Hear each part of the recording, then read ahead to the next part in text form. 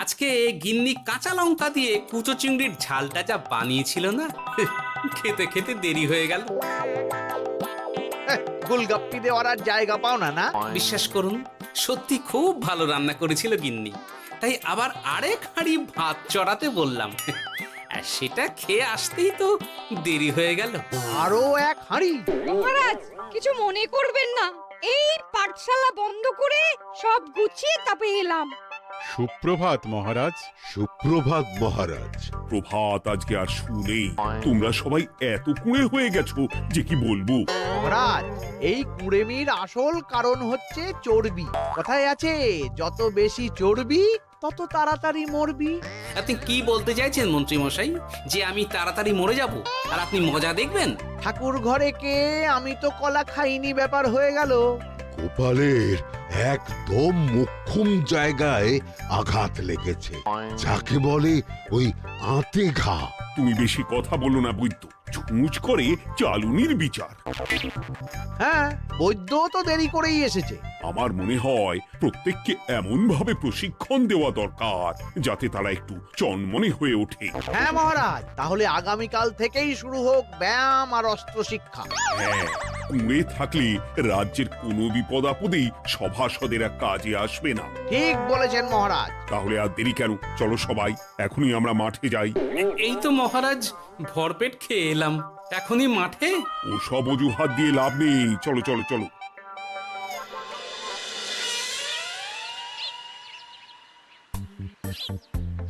এবার সবাই সারিবদ্ধভাবে দাঁড়িয়ে পড়ো। এ কি, গোপাল কোথায়? মহারাজ, গোপাল আপনার পিছনে দাঁড়িয়ে আছে, চুপি চুপি। এই এই এই গোপাল, যাও যাও, মাঠের মাঝখানে গিয়ে দাঁড়াও। এই চাঁদি ফাটা রোদে কেন মহারাজ সুস্থ শরীরকে ব্যস্ত করছেন? এইসব বাজে কথা শুনতে চাই না। শুয়ে বসে থেকে শরীরের কি অবস্থা করেছো? শরীরের নাম মহাশয়, যা সবে তাই সয়। তুমি যাবে না, তোমাকে এক্ষুনি বরখাস্ত করব। কি জ্বালা!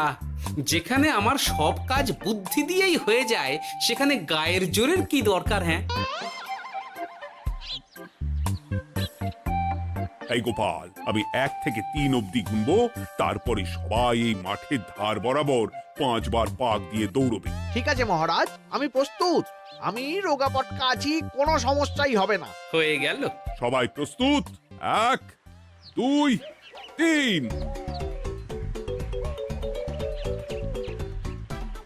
কি হলো গোপাল, দৌড়াও দৌড়াও।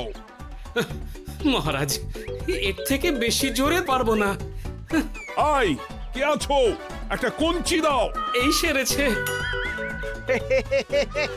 বেশ হয়েছে, বেশ হয়েছে। ব্যাটার এবার চর্বি কমবে। কি হলো গোপাল, হ্যাঁ হয়ে গেল? হ্যাঁ?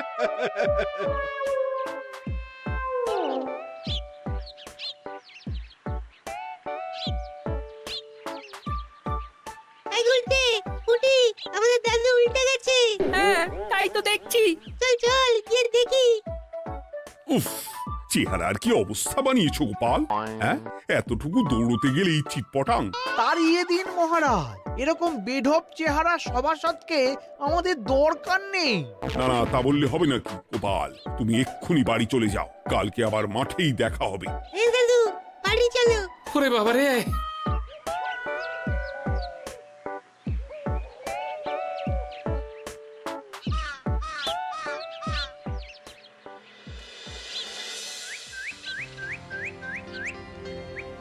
আরে ধুর ছাতার মাথা, তখন থেকে জল খেয়েই চলেছ। কি হয়েছে সেটা বলবে তো? শরীর চর্চা হয়েছে, শক্তি খরচা হয়েছে, আর পারছি না। উফ, বাপরে বাপ, কি পায়ে ব্যথা! এই জন্যেই আমি বলি বাপু, একটু বপুটাও নড়াও, কিন্তু কার কথা কে শোনে? ওরে বাবা, অকারণে সুস্থ শরীর ব্যস্ত করবো কেন বলো তো? বেশি নড়াচড়া করলেই আয়ু কমে যায়। তোমার এই বাজে কথা কোন শাস্ত্রে লেখা আছে শুনি? শাস্ত্রে কেন যাব, বাস্তবে জলজ্যান্ত উদাহরণ আছে। আমি মানতে পারছি না। হুম, মানতে পারছি না বললে তো হবে না, তোমাকে মানতেই হবে। বেশ, প্রমাণ করো। আমি যদি তোমাকে প্রমাণ করে দিতে পারি, তাহলে আজ থেকে বাড়ির বাজার দোকান করার দায়িত্বটাও তোমাকেই নিতে হবে। দিদা তুমি তো ফেঁসে যাবে, দাদুর সঙ্গে বাজি লড়বে না।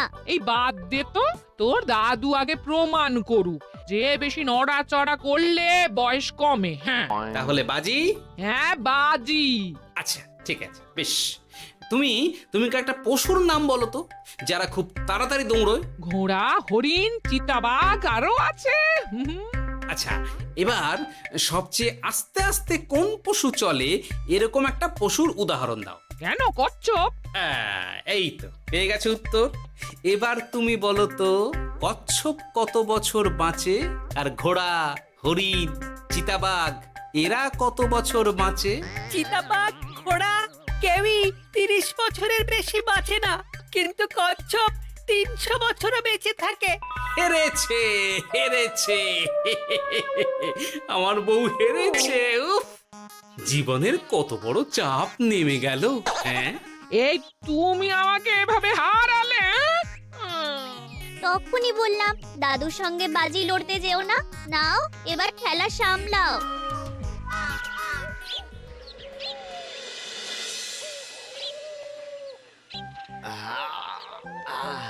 আরো ভালো করে মালিশ কর। আজকে ছোটাছুটি করে পা দুটো বেশ ব্যথা ব্যথা করছে। কালকে তো আবার অন্য পরীক্ষা। আরে আমার হালকা চেহারা আছে, সব সামলে নেব। কালকে তো অস্ত্র চালনা হবে, কালকে আমি কাঁপিয়ে দেব। কাঁপাতে তো হবেই মন্ত্রী মশাই। আমরা আপনার শরীরে এমন ঘষা মাজা করে দেব না, মনে হবে আপনি না একটা জলযন্ত্র অস্ত্র চালনা করতে যাচ্ছে। বাস এই তো চাই। বাবারি, আস্তে আস্তে। আরে বাবা, আপনার তো ইস্পাতের শরীর, ভাঙবে তবু মচকাবে না। চিন্তা করছেন কেন? ভয় পাবেন না, ভয়কে জয় করতে হবে। আরে আরে আরে, তোরা আমার কথাটার সাথে করছিসটা কি? মানুষটা মরে যাবে তো। চিন্তা করো না গিন্নি। বাবা, ওরা বলেছে আমার ইস্পাতের শরীর, ভাঙবে তবু মচকাবে না। একবার এই বুড়ো বয়সে হাত পা ভাঙলে কি সামলাবে শুনি? মন্ত্রী মশাই, আমাদের বকশিসটা দিয়ে দিন, আমরা কেটে পড়ি। বাবারে বাবা, দিচ্ছি, এনে। এত খাটানোর পরে এতেই এখন খুশি থাক। হ্যাঁ,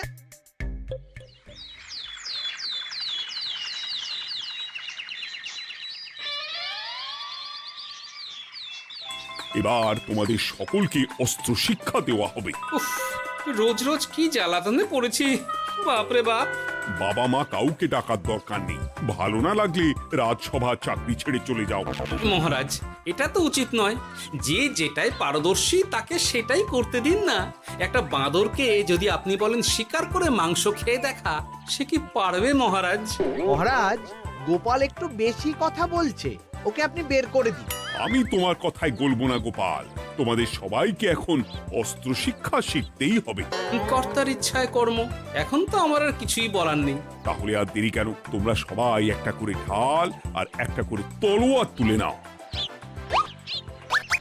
সেনাপতি, বলুন মহারাজ। তুমি সকলকে অস্ত্র শিক্ষা দেবে, তলোয়ার চালানো শেখাবে। এক এক করে প্রত্যেকে তোমার কাছে যাবে আর এক এক করে তুমি সবাইকে তলোয়ার চালানো শেখাবে। আচ্ছা মহারাজ, তাহলে ওই সবার প্রথমে চলে আসুন মন্ত্রী মশাই। হ্যাঁ, আমি প্রস্তুত। আমার শরীর ইস্পাতের মতো, ভাঙবো তবু মচকাবো না।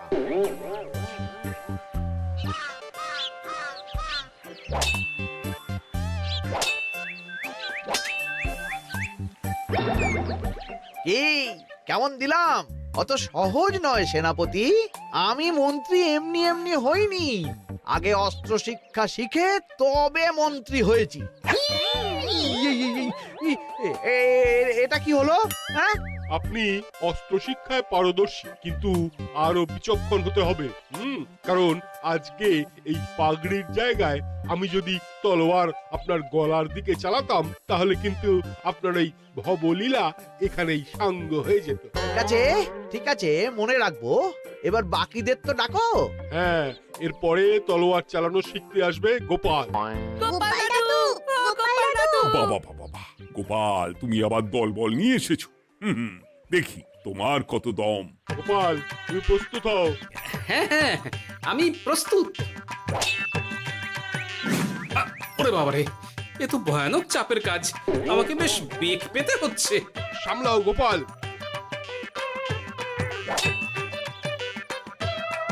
না, আমাকে অন্য রাস্তা দেখতে হবে। সেনাপতি, মহারাজের দিব্যি, তুমি আমার দিকে তলোয়ার ঢাল বাড়াবে না। এই এটা কি হলো?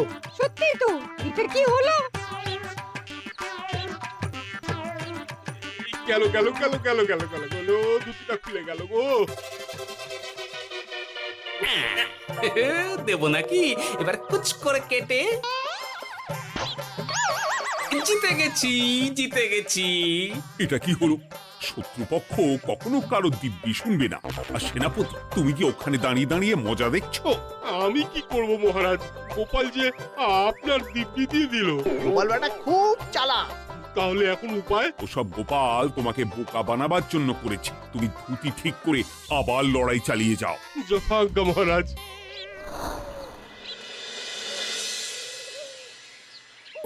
কিরে ন্যাপলা, তোদের দিদা আমার জন্য কি রান্না করে পাঠিয়েছে রে? এই তো ভাত, আলু সেদ্ধ, এই পুঁই শাকের ঝোল আর রুই মাছের ঝাল। আর তোদের যে তোষক, বিছানার চাদর আনতে বলেছিলাম, এনেছিস তো? ওই তো দাদু, পুটির গুলটে আর বাকিরা সবাই ধরাধরি করে নিয়ে আসছে। ব্যাস, তাহলে তার কোনো চিন্তা নেই। খেয়ে একটা জব্বর ঘুম দেব, কারণ এখানে যা রঙ্গ দেখছি তাতে বিকেল হয়ে যাবে। তলোয়ার শিক্ষা আজকের মতন এটুকুই থাক। এবার শুরু হবে বল্লম শিক্ষা। সবাই আবার আগের মতন সারিবদ্ধভাবে দাঁড়িয়ে পড়ো।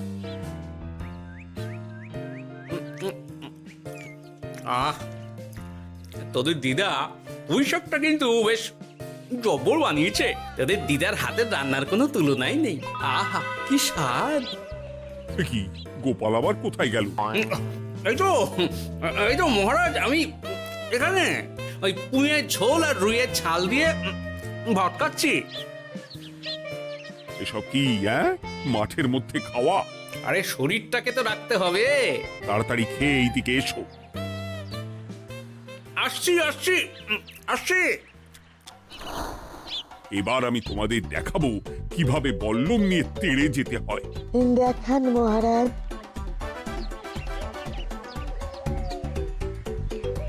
এ তো খুবই সোজা মহারাজ। ঠিক আছে, তাহলে বল্লম নিয়ে তেড়ে যাও দেখি। দিন, আপনার হাতের বল্লমটাই দিন।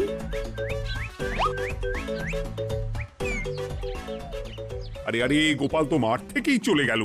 আমি ডেকে আনছি মহারাজ। আরে আরে, ও গোপাল, গোপাল, মহারাজ ডাকছেন, থামো থামো। মহারাজ বলেছেন বল্লম নিয়ে তেড়ে যেতে। তেড়ে গিয়ে আবার ফিরে আসতে তো উনি বলেননি। আরে, এ তো মহা মুশকিল। উনি এক্ষুনি তোমাকে মাঠে ফিরতে বললেন। সেটা আপনাকে বলতে পারে সেনাপতি, আমাকে তো বলেনি। আমি চললাম।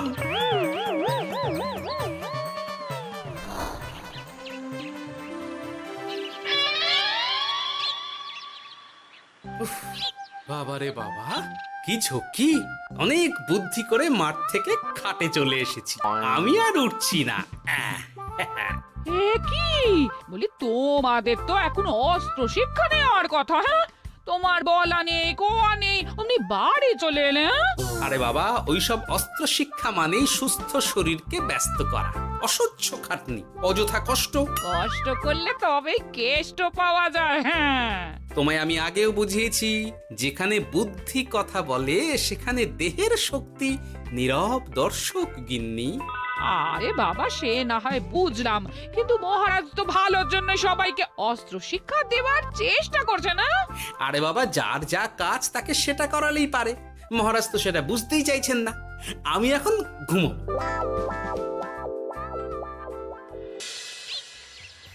দরজা খোলো গোপাল, দরজা খোলো। গোপাল, গোপাল দরজা খোলো বলছি। ব্যাস হয়ে গেল। একটু শান্তিতে ঘুমাবো তার জো নেই। দরজা খোলো গোপাল। বলুন মহারাজ। তুমি কি পেয়েছোটা কি গোপাল? রাজসভায় দেরি করে আসবে, তারপর অস্ত্র শিক্ষার সময় ফাঁকিবাজি দেবে, এভাবে তো আর তোমাকে মনে হচ্ছে রাজসভায় রাখা যাবে না। মহারাজ, গোপাল তো মুখের কথার লোক নয়, ওকে তাড়িয়ে দিই। কেন মহারাজ? আমি কি এমন মহাপাপ করেছি যে আমাকে তাড়িয়ে দেবেন? এই যে আমার কথা শুনছো না, এটাই তোমার অপরাধ। অপরাধ নেবেন না মহারাজ। পণ্ডিতের দায়িত্ব পুজো করা, সভাকবির দায়িত্ব কবিতা বলা, সাহিত্য চর্চা করা, আর আমার দায়িত্ব হাসি মজা করে আপনার মন ভালো রাখা। কিন্তু আপনি আমাকে জোর করে যুদ্ধের ময়দানে ঠেলে দিতে চাইছেন। এটা আমার ইচ্ছে। আমিও তো মহারাজ ইচ্ছে করলেই অনেক কিছু করতে পারি। চোখ বন্ধ করে লক্ষ্য ভেদ করতে পারি, শুধু বুদ্ধি দিয়ে। আরে বাহ, এত বড় কথা! তাহলে মহারাজ, ওকে বলুন পরীক্ষা দিতে। কি পরীক্ষা? আমি একটা ঘরে বর্ম পরে দাঁড়িয়ে থাকবো। তোমার হাতে অস্ত্র দেব, আমার মাথায় একটা আপেল থাকতে হবে, আর তুমি কিভাবে আমার মাথা থেকে ওই আপেল ফেলতে পারো দেখব। এ তো খুবই সোজা। কি গোপাল, তাহলে লড়বে নাকি বাজি? হ্যাঁ, লড়তে রাজি আছি। তাহলে আজ রাতেই হয়ে যাক পরীক্ষা। যদি এই পরীক্ষায় উতরে গেলে তো ভালো, নইলে তোমার চাকরিটা গেল। গোপাল, তুমি পারবে তো? সে দেখাই যাবে। আজ রাতে তাহলে রাজবাড়িতে দেখা হচ্ছে। যদি আমি এই পরীক্ষায় বিফল হই, তাহলে আমার চাকরি আপনি কেড়ে নেবেন। আর যদি সফল হই, তাহলে মন্ত্রী মশাইকে শাস্তি দেবেন। আমি নিজে সারা কৃষ্ণনগরে নাক্ষত দেব। বেশ, দেখা যাক।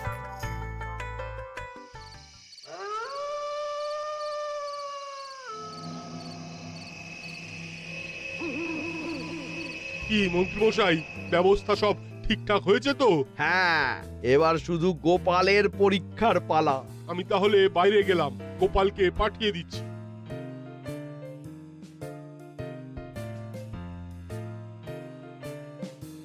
এবার যাও গোপাল, ঘরের ভিতরে যাও, দেখি তুমি কি করে মন্ত্রীর মাথা থেকে আপেল ফেলতে পারো।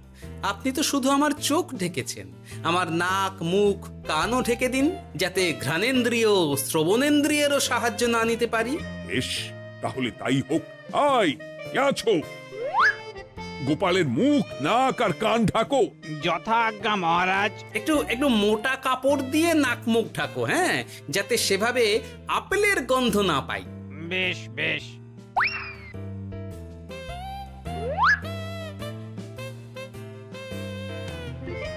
যাও গোপাল। গোপাল, এবার তোমার চাকরি গেল। এবার তুমি কি করবে? কি করবে? দৌড় ঝাঁপে ফাঁকিবাজি? হ্যাঁ?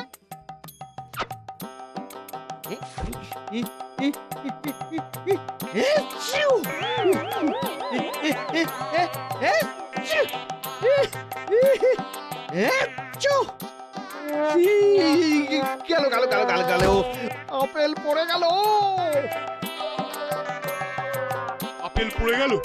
মহারাজ, এর মধ্যেই গোপাল আপেল ফেলে দিয়েছে। ঘরের ভেতরে চলো।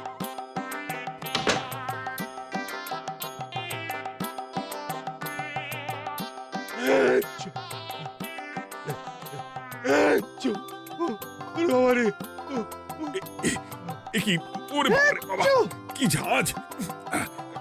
ওরে বাবারে বাবা। কি মহারাজ, দেখলেন তো গোপালের চমক? অস্ত্র ছাড়াই আপেল ফেলে দিলাম। কি, এটা তো তুমি নীতি বিরুদ্ধ কাজ করেছো। সারা ঘরে নস্যি ছড়িয়ে দিয়েছো। মহারাজ, হাঁটতে গিয়ে আপেল পড়ে গেছে। এবার সারা কৃষ্ণনগরে নাক্ষত দিতে হবে। সত্যি সত্যি গোপাল, বুদ্ধিতে তোমার জুড়ি মেলা ভার। আমার নাম গোপাল ভাঁড়। একটা কথা মনে রাখবেন, কেউটে সাপের লেজে পা দেবেন না, আর গোপালের কাজে বাধা দেবেন না। যে কাজ বুদ্ধি দিয়ে করা যায় তার কাছে শক্তি ছোট্ট শিশু মাত্র। সত্যি গোপাল, আজ তুমি সেটাই প্রমাণ করে দিলে। আর আজ থেকে তোমাকে তোমার ইচ্ছার বিরুদ্ধে খাটাবো না। তুমি খাও দাও, ভুড়ি বানাও। যার যা কাজ সে তাই করবে। যেমন এখন মন্ত্রী মশাই নাক্ষত দেবেন। হ্যাঁ, ভুল করে বাজি ধরে ফেলেছি, এখন নিজেই চাপে পড়ে গেলাম। তাহলে আর দেরি কেন? নাক্ষত এখন থেকেই শুরু হোক। কৃষ্ণনগরের রাস্তা শেষ হতে হতে সকাল হয়ে যাবে।